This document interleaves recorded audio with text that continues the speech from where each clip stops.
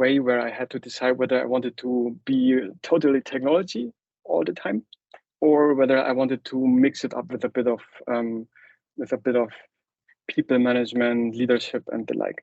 And I decided to go the leadership role, which I didn't regret so far.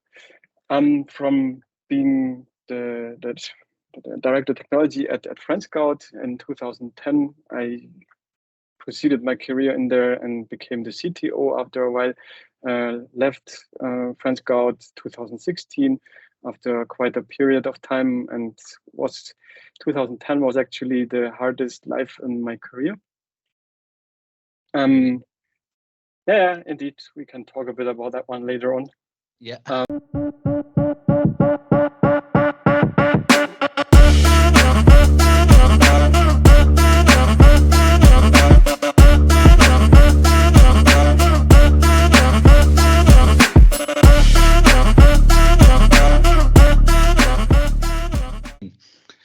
Cool. So hello, everyone, and welcome to Lightning Talks with Tech Leaders. I'm Paul. I'm your host for this exciting series where we'll dive into some of the minds of some very accomplished CTOs and other technical leaders to gain valuable insights and inspiration. In each episode, we'll be sitting down with some top technological leaders discussing their experiences, their lessons learned, and their unique perspectives for the ever-evolving world of technology. And I have the honor of introducing our very first guest, Michael. Michael actually has over 20 years of experience in the technology industry and made some significant contributions to renowned companies such as Vodafone, Oracle, FriendScout24, Gutefrage and Temedica. And Michael is also currently the CTO of Bikeleasing Service in Germany. On top of that, Michael also runs his own blog under agileminds.com, where he speaks about his personal experience with management and leadership topics, and is also actively involved in coaching some other young CTO leaders. For anyone who's interested, I'll post the links in the comments below. So in this episode, we'll be diving into some fascinating topics with Michael. We'll explore his journey to becoming a CTO, the challenges that he's faced along the way, and the strategies that he employs to navigate the ever-changing kind of tech landscape. So I guess if you're a seasoned CTO or an aspiring technical leader, or simply someone who's passionate about the world of tech, this episode promises to provide some valuable insights and hopefully some actionable takeaways. So without further ado, sit back, grab a coffee, and let's dive into a conversation. Welcome, Michael. Oh, and thanks for having me in your podcast. Really excited to be here. Pleasure to have you. So look, I've known you for quite some years now, but for everyone who's kind of chiming in, please give us a bit more of an introduction about yourself. So Maretzke is my name. I started my career basically in the year 2000 when I finished my studies, obviously computer science, and there was a bit of economics in there, which I literally don't regret, because the mixture of economics and technology is really what makes me understand certain contexts ways better in my role as a CTO. Then started working as an individual contributor for like 10 years until 2010, and really had amazing jobs with Oracle, with Vodafone, really doing hardcore programming in Java, in C++, and the like. And then after a while, I was approached by a good friend of mine who used to be the COO at FriendScout at the time. And he asked whether I were interested in becoming director of technology at the company at the time. And this was really like the way where I had to decide whether I wanted to be totally technology all the time, or whether I wanted to mix it up with a bit of people management, leadership, and the like. And I decided to go the leadership role, which I didn't regret so far. From being the director of technology at FriendScout in 2010, I proceeded my career in there and became the CTO after a while. Left FriendScout 2016 after quite a period of time, and 2010 was actually the hardest life in my career. Yeah, indeed, we can talk a bit about that one later on. Yeah.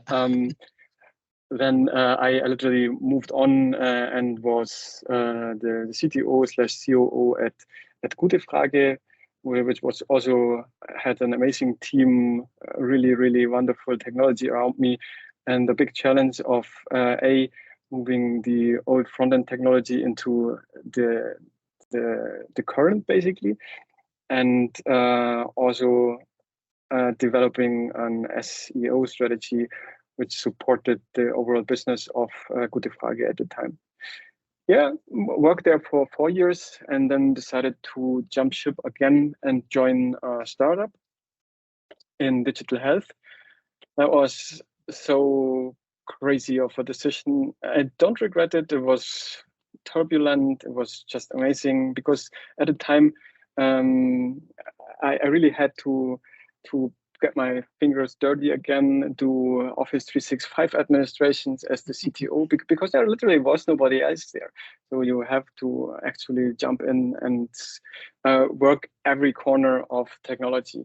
And after like 3 years, we started with 10 people and ramped up the overall business to roughly around 100. And at the time I was CTO, was looking after product, looking after marketing, UX, regulatory, which is also worth a whole session in here. I literally decided that the ideology of management, which I found there and mine, was no longer congruent enough to continue and jumped ship. And I literally ended after a bit of a search here, there, a lot of networking, bit of consulting. I ended here at Bikeleasing and started like roughly 8 weeks ago and just kicked in, had a lot of conversations, started to talk with the people, did some observations, and then came up with an idea on what we could actually change, optimize. And now I'm about to kickstart a hiring journey where I really look for people who support me in the new phase of bike leasing to really become an awesome, admirable digital player in the bike leasing industry. And here I am. Nice. Thanks for the overview, Michael. And you mentioned 2010 being quite a difficult period in your career. Perhaps you can touch on that and tell us a bit about why you feel that was kind of a difficult point in your career. At 2010, as I mentioned, it was really the decision point whether to go more individual contributor and do what you really love, and that's technology, and I still love it, honestly, or go more in the route of, pulling strings, being the leader who you didn't find the 10 years before as individual contributor, and really work closer together with people, give them purpose, make them excel, really create teams which finally deliver the value the company really deserves and needs. And I decided to go the people route. What I didn't consider is at the beginning, it was like looking after software development, software architecture, 12 people, all nice people. Didn't seem to be that much of a challenge from a leadership perspective. But 3 months into the year, the person who actually brought me on board with FriendScout, he actually decided to leave. And he used to be the COO, and he also had he was the forethinker for technology, and he took all the responsibility. And then literally my CEO at the time, she showed up in my office, closed the door and said like, look, he will actually leave. What do we do with the technology part? And I said like, that's an interesting question. And she asked, Michael, are you ready to take over the whole technology department? And guess what? I said, yes, I am. And literally saying I totally was not at that point, because that meant, previously I was responsible for software architecture and software development. That was really home turf. I really felt kind of comfortable. But then I had to look after 24/7 operations of a high traffic platform. Never done that. And then I had to look after the quality assurance team, which was pretty good because we had decent people in here. And I had to look after the agile organization part. And just to mention, the day I went in to the company, a well-known agile person actually went out of the company giving a how to Scrum lesson. And we were really literally moving away from a project-based waterfall organization into an agile organization. So that, to sum up, really literally no idea about certain aspects from a subject matter experience expert view. Having this crazy situation of transitioning the whole organization into agile. Plus, there were some, from a business perspective, we started to launch our first mobile application 2010. That was quite a bit. And the first attempt, the second was just a disaster. Only the third we actually got right. Then we had a huge project, which was really either you get it right or your company will go out of business, because it was the core heart. It was about subscription handling. It was about payment. So there is no option. You better get this right. And we started a new business, which was focusing, we started a new online dating platform, which was really targeted a very niche market. And that's all part of 2010, and I obviously survived, yes. And I just grew. I had so many challenges. We made so many mistakes, but I had really a great crew around me. They were really supporting myself. They were really after doing the best for the organization, and they were eager to improve. I had numerous meetings with the agile people, always reminding me about, we just selected the wrong people for the product owner because we made project people to product people, because it sounds so very familiar. And so we made a lot of mistakes. But in the end, 2010 was a hard year, but I could even pull back some of the learnings right nowadays and start reminding myself about, you did it like this here and there, and you were successful. And so why wouldn't you just take the next challenge like you did in 2010? But it was a hard year, man. I can imagine. Such a steep learning curve. And I think, a lot of people say that, if you never jump in at the deep end, you never really can kind of gain that experience. So do you think it was, worthwhile, or, if you were to go back and do it all again, would you kind of turn around and say, no, I'm not ready? No, definitely not. And this is also one thing, if you are younger in your career and you're really looking forward for taking over some leadership positions, I think it's really important. Believe in you, be a bit naive, yes, because you can't change it at the point in time. And if you really want a leadership position, if you really want to have responsibility, there is typically no one actually giving you responsibility, but you just take it. And then people, typically your people above you, your managers, they actually perceive you taking responsibility, taking ownership, bringing projects to a success. And that's typically an indication of you being born for a bit of a bigger position. And that's what I actually did. It was a bit of a push and pull, but in the end, it turned out to be a valuable approach and the right one. And I think I wouldn't do it differently. Good to know. Cool. All right. So let's. I mean, everything is in the technology world. I mean, there's a lot of hot topics all the time that come up and different technology trends. So, from your point of view, I mean, let's talk about some of the latest technology trends that you feel might be shaping the industry, and how you as a CTO might be kind of leveraging them in your position. That's an interesting question. And the typical answer, which I need to give right now in 2023, is, it's artificial intelligence. It's if you ever played around with ChatGPT, this was the very first moment where my ears actually were, standing, because it was so impressive when you had the first conversation with the machine, and it was really like so natural. I know some of the facts are just fiction, but only the fact you can work together with, it's a dialogue, just instead of just shooting some isolated sentences to the machine. So artificial intelligence is definitely a thing to watch, and especially the advancements in these natural language processing and these text models. That's really impressive.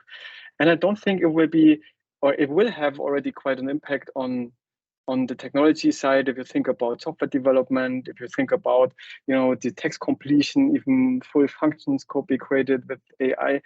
I think there is still a bit of a way to go, especially here in Germany, because a lot of the pessimistic people say like, what's about copyright, and can you actually really use those code fragments in your source code, because who is then owning what? So there is still a bit of some questions to be answered, but nevertheless, especially in marketing, it's just so or if you as a CTO, you have sometimes the situation of structuring things, and you just ask ChatGPT, hey, can you support me in structuring this and that project? And it outlines you. And typically there are like 25 bullets in there which you couldn't come up with out of nowhere. So it's really helpful.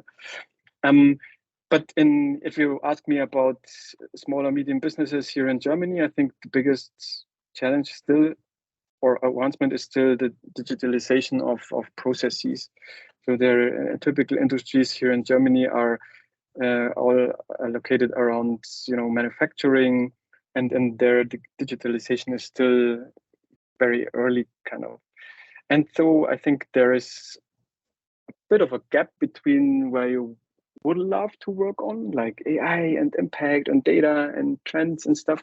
But if you look around and you are just rooted in what you do every day, then it's really pushing people to take over ownership of processes and think about how the optimal process actually would look like, and then support them in picking the right tools to really make the process as such as efficient and automatic as possible. Yeah. Okay. Cool. Interesting points. So, moving into kind of leadership topics, then. I mean, that I'd love to dive into your kind of approach to leadership and team management, and perhaps what you can tell us about your experiences. That's, we could talk, or I could talk like ages on only this topic. I don't do it. No. But my blog actually is just, it's evolved like over 5, 6, 10 years already, and even now and then I have an idea, I just write an article, and did this basically, and a lot of reading and a lot of influence about people I really highly respect from a leadership perspective, or big leaders out in the industry who are just passionate leaders. That kind of impacted me a lot. My first position, as I said, in 2010, I thought, if I just write down what I didn't like from my previous 5 leadership persons, and I do just the opposite, I would be already a wonderful leader. And that's basically what I literally really did, because I had a lot of micromanagers previously. I had a lot of people who said like, Michael, you're an excellent contributor. You always rank A grades when we did our personal interviews. And I said like, okay, so I just got it 2 times in a row. What's the net result on me? Is there nothing I can improve? So I think what some of the aspects I actually extracted from being a leader is definitely I'm on the servant leader kind of style, which doesn't mean it's always happy and I give all freedom to people, because no, we are in business. So our purpose is actually to provide value to our customers, to finally make some profits, some earnings. And hence the most meaningful way to actually bring people to perform at their peak is basically to really explain why they actually should move.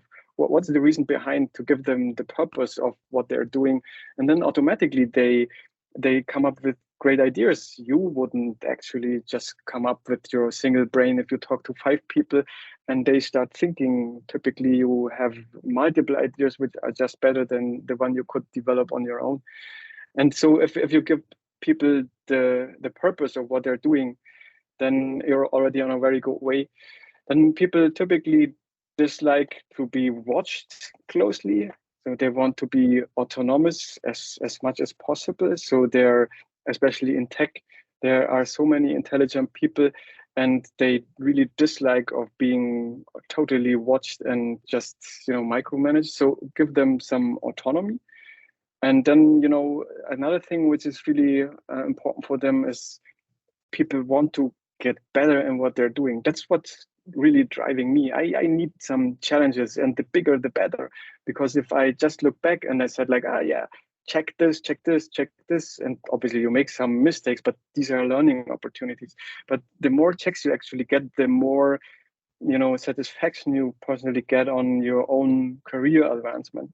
And hence, when I work with people, I have always this purpose, autonomy, and mastery, which is obviously not my invention, but David Pink talks in his book Drive a lot about how you actually work with people, and that's really one of my fundamentals when it comes to leadership.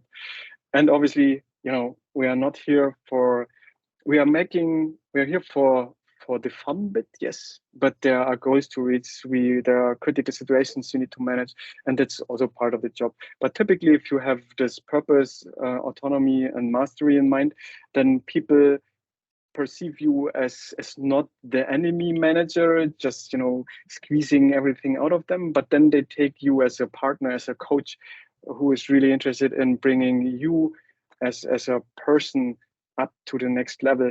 And that's what people really value high, and hence they are willing to go the extra mile. That's basically kind of my ground root of leadership principles here.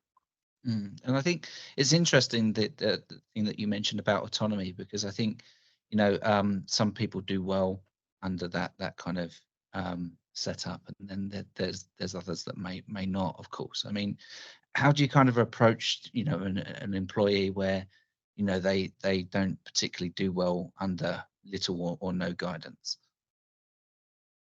This is autonomy, as you say. It's perhaps this is not the wrong impression I'm giving. Let people just run. That's not what I want to say. It's you need to give people kind of the left and the right barrier, and then allow them to just bounce in that domain. So that means like, don't go over here and don't go over here, but in there you have all freedom to actually go run and excel. But still, you're right. I had, especially in French Scout, when we moved into this agile environment, a lot of developers actually complained about, in the daily stand-up, you are basically naked because everybody can see what you did yesterday and what you have in front of you for today. And they complained a lot about, I don't want this transparency. I just want to hide behind my keyboard and with my pizza and my Coke, and just don't have other people watch me. But this is really, there you need to, either yourself or you have your team leads actually looking after that people. You really need to work with them. You really need to try to convince them that this working model actually is the right working model. Or if you have people who just needs their tasks, then make a task board, assign them to them, and then have regular meetings and praise them on the good progress they actually made. But there are various ways which you actually need to pull to really support people to excel to their peak performance. Yeah. And I think if obviously you get the right people on the bus, then that's usually an easier task. And what I think you've mentioned before about that you have to create a vision and a long-term goal and be able to communicate that to the team, right? So how do you typically approach that? Do you kind of break it down into bite-sized chunks, or how do you kind of deliver that message to your team working with people? That's a really interesting one. So I assume typically when being in a company, the company as such has a 5 years business plan or a vision or something like that. If that doesn't exist, you're in deep trouble as a technology department, because I'm a strong believer of you have something like a roof, which is the business strategy, and then one pillar to fulfill the business strategy is technology, marketing, sales, finance. But you need to have a roof, otherwise the pillars will just point in whatever direction. So just given you have the business strategy, then my my way forward is actually to collect my leadership team in technology, or collect some certain people and start working together with them. You know, if that is basically our business goal, be the number one in the bike leasing market, for example, then what would that actually mean for the technology department? Where do we need to be within 5 years to really support that business goal with 100%? And then typically you start having a bit of a discussion about quality. We need to have more automation because we need to move into the cloud. You have bits and pieces, and then you start to really create together with the people, not me, together with the people, you create a target vision for technology, and that will be your 5 years major magic goal you actually are hunting. And then basically this is already a great achievement and a good team collaboration, but 5 years ahead doesn't mean anything for you for the work today and tomorrow. And then magic actually needs to happen. You need to break this one down. Next question I typically ask, so this is our 5 years goal, quality, automation, stuff like that. And then I ask, like, okay, given that's our 5 years goal, where do we need to be in 1 year time, or even more aggressive, where do we need to be within 6 months? So we all are sure we are on track to hitting this 5 years target. And then you magically start thinking in OKRs, or in these kind of techniques where you break down bigger goals into more measurable and achievable goals. And so you start breaking this giant unreachable vision into chunks, as you said, and you start working towards those chunks. And obviously, if you selected for or voted for OKRs, then you have the objectives clearly written down, you have the key results, and you can start measuring your progress against the objectives. And that's typically a good way how to organize your technology department. Okay, cool. And I guess, with your kind of extensive experience in the industry, and I'm sure you've likely encountered various challenges and opportunities when it comes to building high performing tech teams. So as you know, I'm in recruitment, but perhaps you can share your approach to recruitment and what kind of strategies and qualities you look for when hiring people. That's an interesting one. So I'm a strong believer, if you want to create A-class results, you don't hire B or C-class players, because then it doesn't really work. So you definitely look out for A people. And A people doesn't mean they're world best programmer or they're the world best agile coach. You really hire for their attitude. Are they in for something great? Do they really want to go an extra mile? What's their attitude? What's their energy level? Is it like, if you have their first interview, you need to pull every information out of their nose and it's really like squeezy and you feel like, oh, what the hell? Or is it like, energetic, the eyes are glowing? And if you just only talk about the business problem and then you see the developers just growing up, the DevOps people, just you see how the codex actually in Terraform scripts is actually formulated in their brains.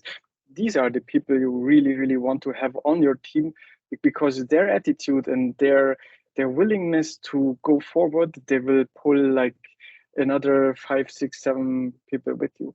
So it would be just so great if we had, an infinite amount of people who were having the right attitude. But especially the attitude is really hard to nail down in interviews. So you really need to have a set of good questions. You need to put, the more you get the candidate out of his or her comfort zone, the better, because then you see how these people actually really would act, or you can imagine how they would act in these critical situations. And that's, go for A people, define what's an A player for yourself, because that's totally different according to the position. An introvert, silent person as a lead, maybe perhaps not the best selection. perhaps he is or she is. But if you have an introvert perfectionist as a quality assurance person, perhaps that's just the qualities you need for this very specific position. So you as a leader actually need to be really clear on what would be the ideal candidate for the open position, and then be rigid on what are the criteria you really need to have, and be flexible. If you're looking for a Java developer and he or she has only Kotlin or Scala experience, then the likelihood of them really migrating into a Java developer is really high. If the attitude is the right one, just hire him or her, because that will definitely be a good hire, at least to my experience. So kind of comparing the two, if you had two people side by side, one being, this amazing programmer, but attitude not so much, but someone not so skilled, but the attitude was there, you would go with someone with the attitude all the time. Yep. One thing I learned literally during this 2010 year was skip the rock stars. And rock stars are just, the divas, the kings, the queens. They all know every bit and piece, and always better than all the other team members. And what happened to me, I hired one of them, placing as an architect, and he was literally the reason why 3 other people left. So filling one construction area and making up 2 or 3 others.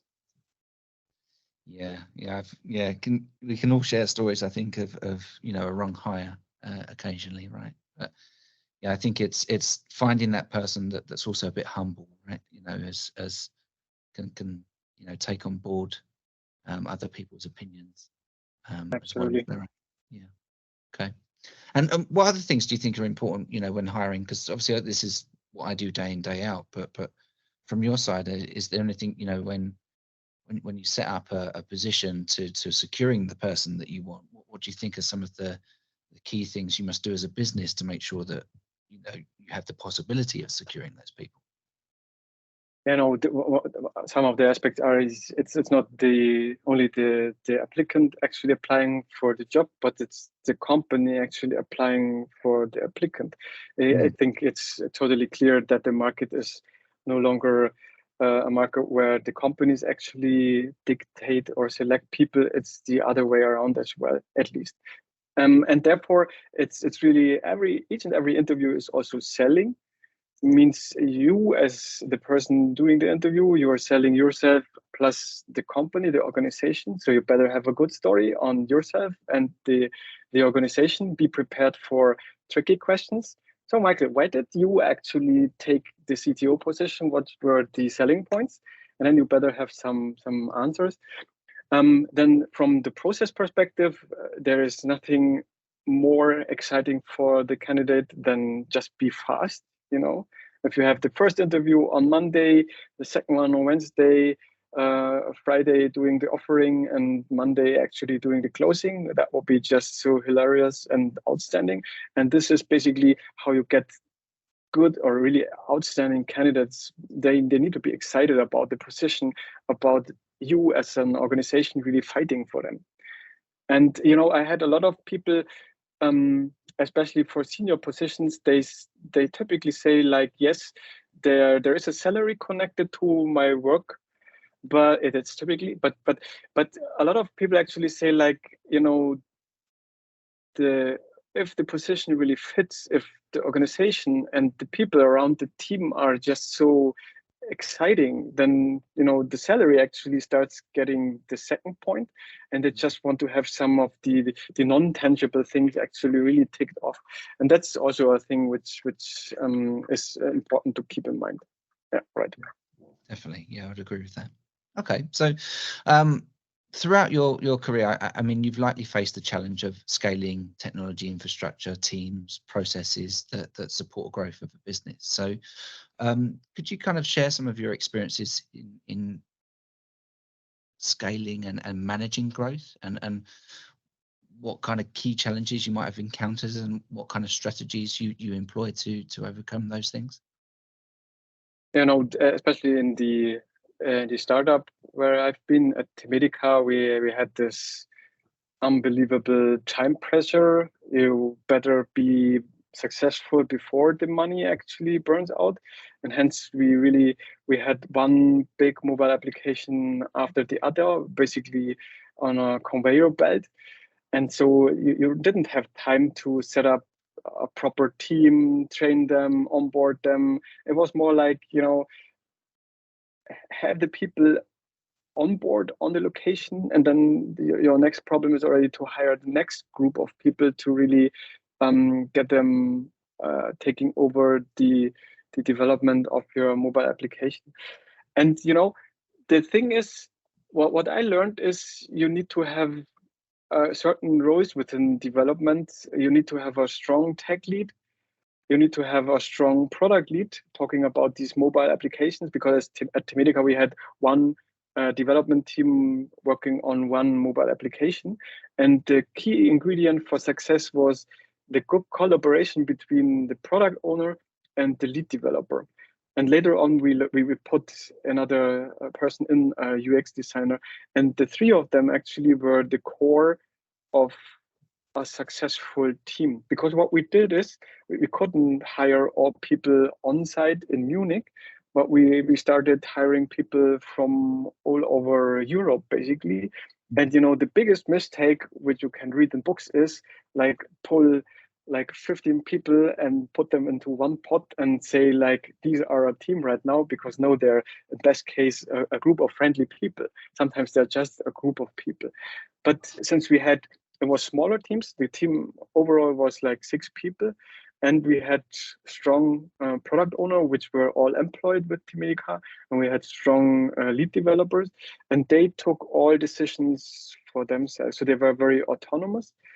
And that was basically one of the key ingredients to scale up the Temedica business, because what we did is we had one of this team, for the next application we had the next one, and so on. We really scaled by putting teams in there and putting really experienced product owners and lead people on into the teams to make them finally successful. That worked pretty well with Temedica.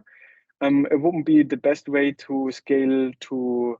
We had 4 mobile applications, and still had the need to be fast, and still had the need to prove our business. So if we were in a position of having the business model signed, then the approach would be a bit of a different one, because then you start to think about a platform, and then you put people towards the platform.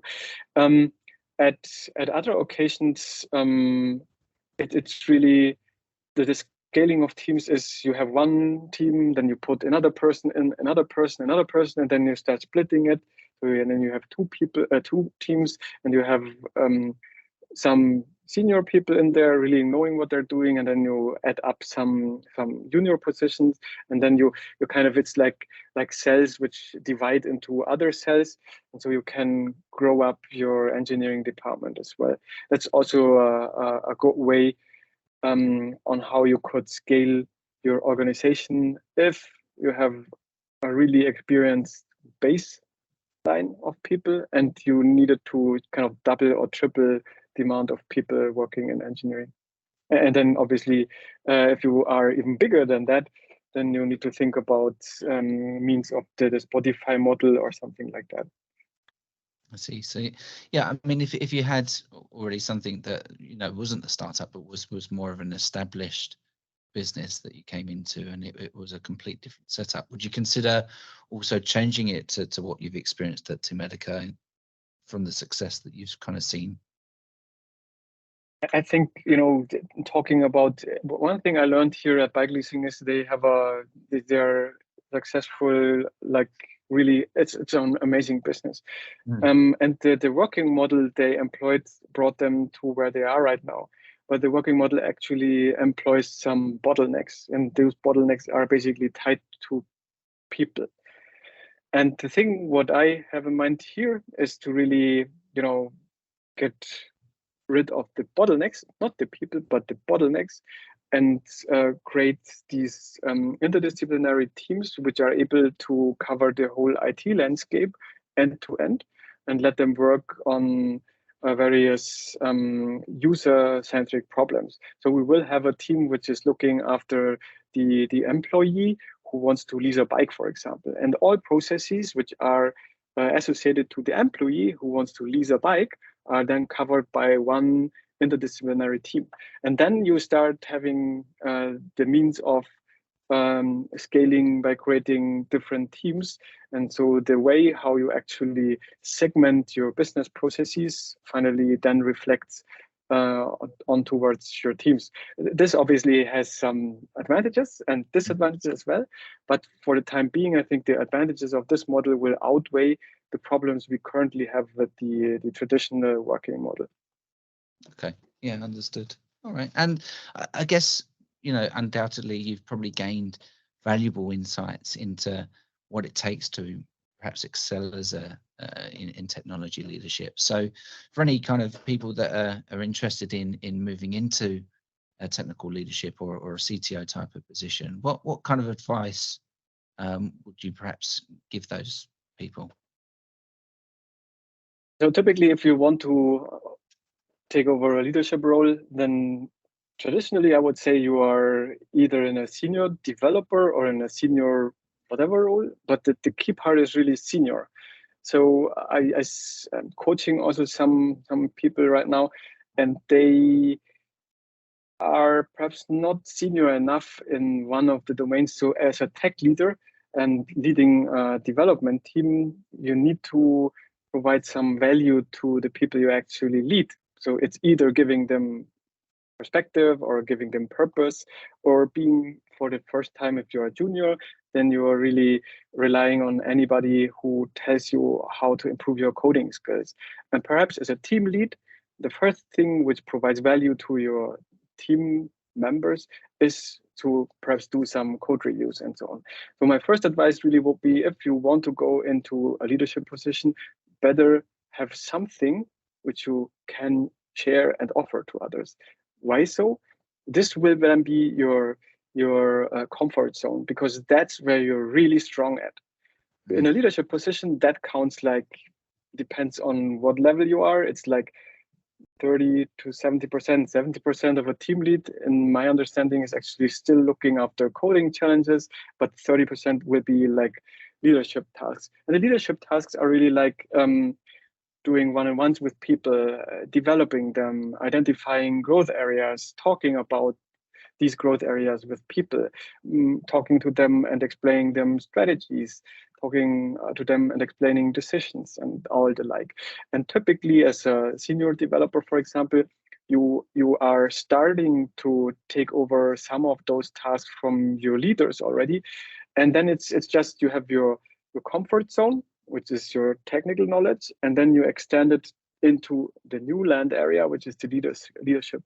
And you know, the higher you actually get into head of, vice president, CTO, the less technology detailed knowledge you actually need to have, and the more of an leadership skills or organizational skills you actually need to have.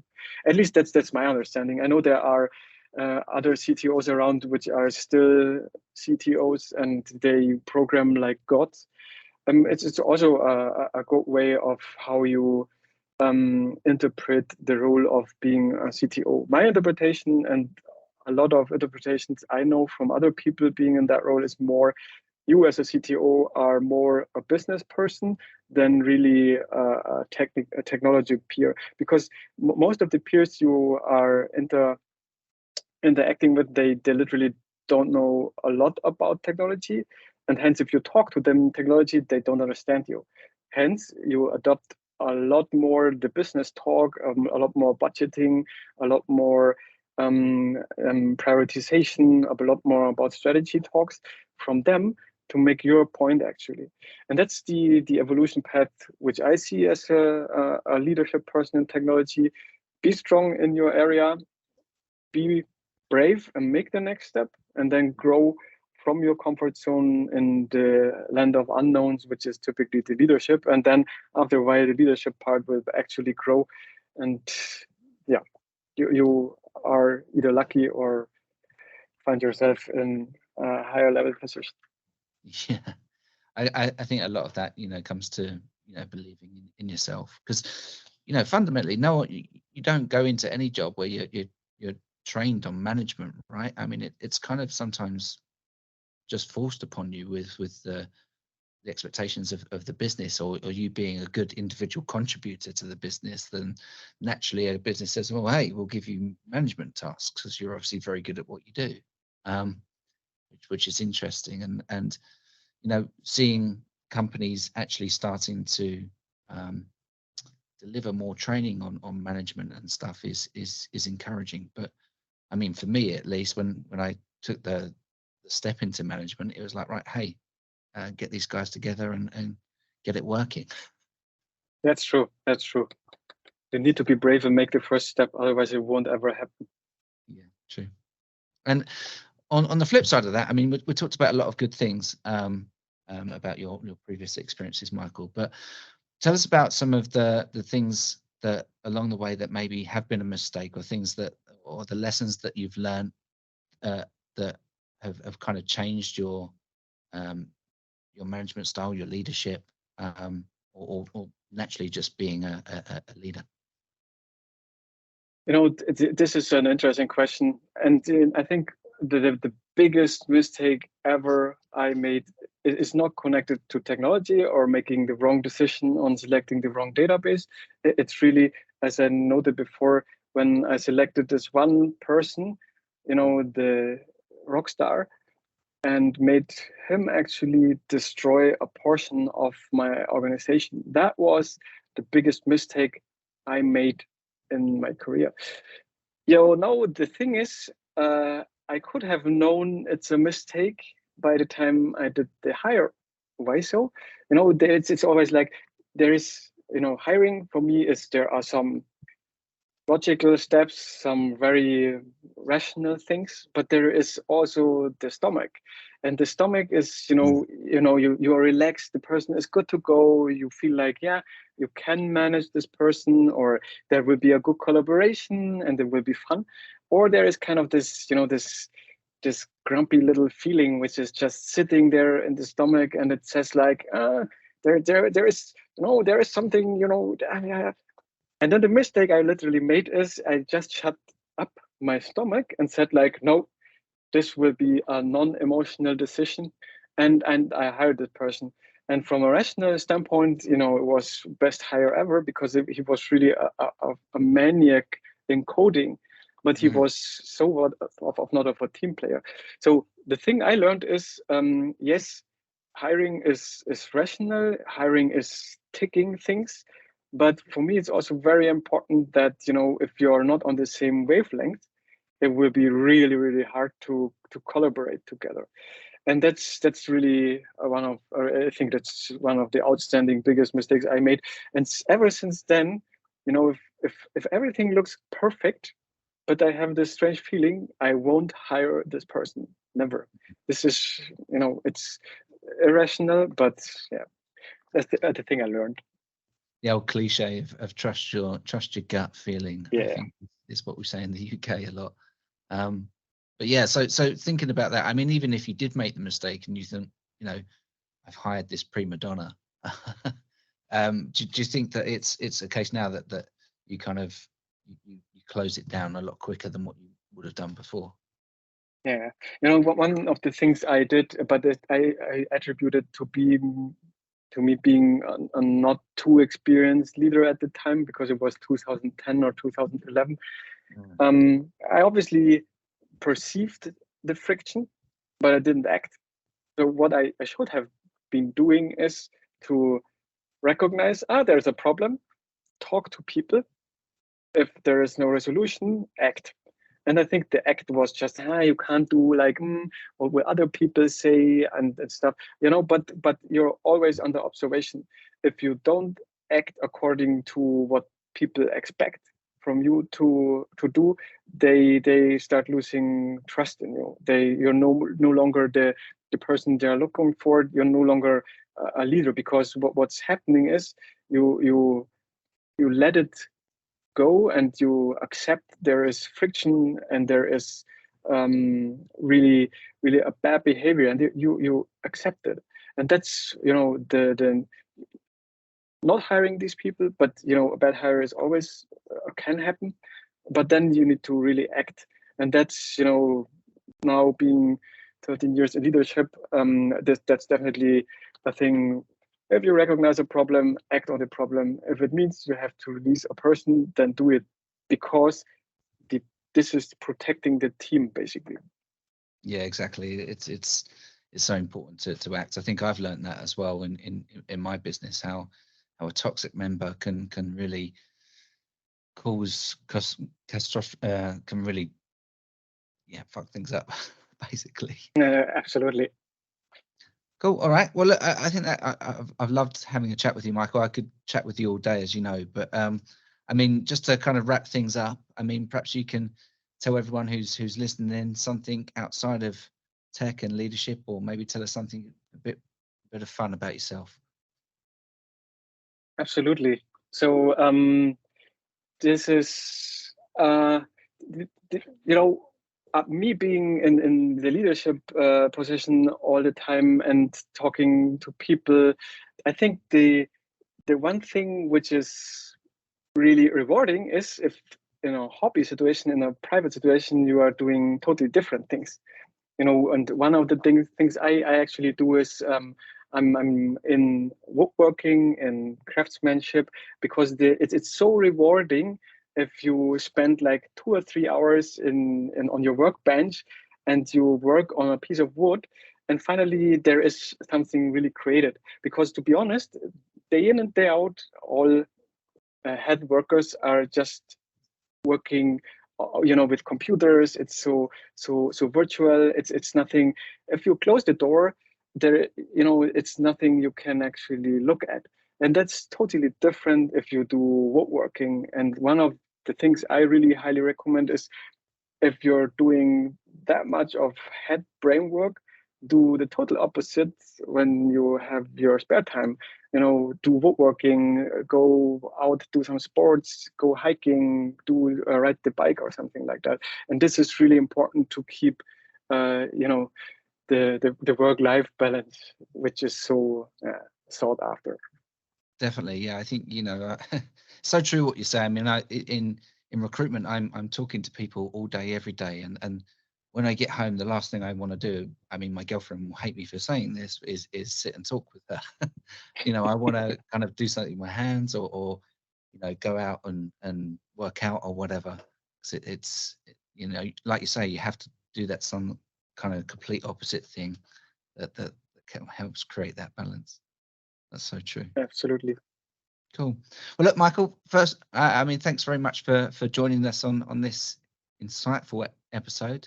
I mean, obviously, anyone who's listening would love to hear your thoughts or your comments, and also any future guests that you'd like to explore on this series.